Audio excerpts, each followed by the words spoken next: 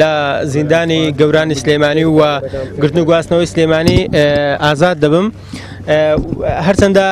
من لەگەڵ ئەوەیانی موشەی ئازادی و یاخود بڵێن ڕزگاری بەکاربێنم چونکە من پێم وایە من بەس شوێنە گۆڕم لە کۆمەلگای ئێمە وای لێ هاتووە زیندان و کۆمەلگا وەکو یەشی لێ هاتووە جیاوازی نەماوە بۆیە من پێم وایە هەمومان ئێمە زیندانین و جیاوازی نییە لە نێوان زیندان و کۆمەلگایە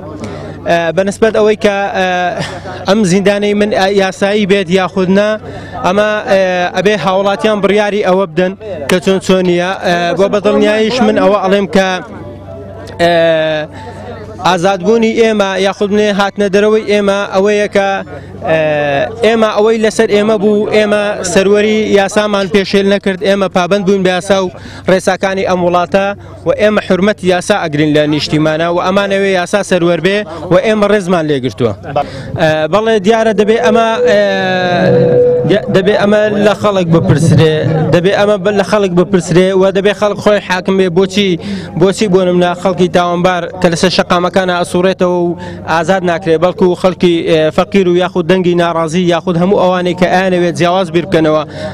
لە بەرپرسانی حیزبی بۆچی ئەوان زیندانیەکرێن ئەمە وەڵامێکە ئەبێ لای خەڵک هەبێت یعنی دەبێ هەمومان ئەمە ڕاستیە بزانین.